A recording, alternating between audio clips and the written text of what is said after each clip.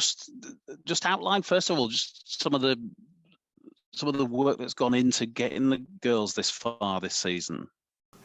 It's a lot of work from the girls, a lot of hard work from the girls. You kind of forget, you get to a grand final, you forget how long the season has kind of been, and it all muddles into one. All the girls started pre-season in November on the back of that grand final defeat. We weren't making the same mistake twice, so we knew we had to be a lot fitter than what we were and more robust. So we started in November, had a break for Christmas and back in January. So, the girls have worked really hard, the coaching staff have worked really hard, and just trying to build in the season, make sure that we're better week on week, and that we improve the standards of the game and the standards of our performances.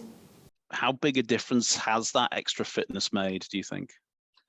Oh, a big difference. Look, I think that, across Super League every single year, each team's going to want to strive to be better and just be better every single season. But yeah, it has made a big difference, and I think that, you can question some of our performances around, why we've lost games, and we've been scoring the back end of the game, so I think that shows that it's not as fitness, it's just taking them opportunities because to be able to score some of the tries that we've scored in the dying minutes shows that we've still got some left in the tank, so we just need to make sure that we don't walk off the pitch Sunday leaving any in there. Like the men's team this year, do you feel you're a more resilient group this season?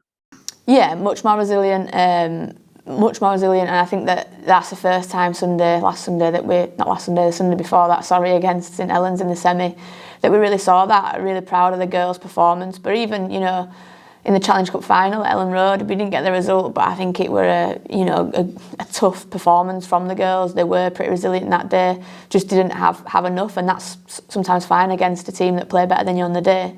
But it wasn't a question of character, it was just a question of taking some of the opportunities and being a little bit smarter.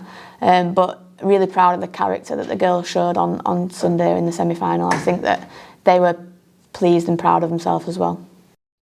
Give us an insight into York. Why have they been so good this year, do you think? They've been pretty consistent, and that's where we've probably not been this year, but that doesn't really matter on a grand final day. It's all to play for, but I think they have been consistent, and they recruited well to make sure that they had strength in depth, which is what we did as well. They brought people in at different times of the season, and they've got strike across the park, but I think that you look at us as well and we can say exactly the same, and just some great homegrown talent and some young players that are playing big games for us this year. And it's their first grand final, isn't it? It's your fourth consecutive grand final. How much does that stand you in better stead? It's good that our girls are familiar with being there, and that it's kind of they've been there, they know what to experience. But I wouldn't probably read too much into that with York. They've got a lot of girls in that team who have played in other teams in grand finals as well. How much does the disappointment of last year drive this group on as well? Massively. No one wants to feel like that. It's a long off season if you walk away from a grand final not victorious. So the girls will still remember that, but I think that they're just taking it training session by training session, game by game, and won't read too much into that. It's about just making the most of the now really, and focusing on the job at hand and what preparation and hard work's gone into it from them. 2 points, 2 last points. What would it mean to you all to win it on Sunday?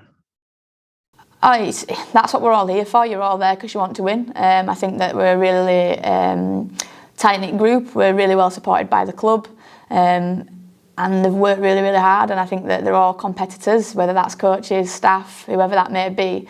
We're in it to win it, and that's why they play rugby. They play it for the enjoyment, but ultimately you play each game because you want to play in the tough games and you want to go out there and win. So it sounds a bit cliche that it means everything, but that's what you're there for. You put everything in because you want to get everything out, and that everything is winning a grand final come the end of the year.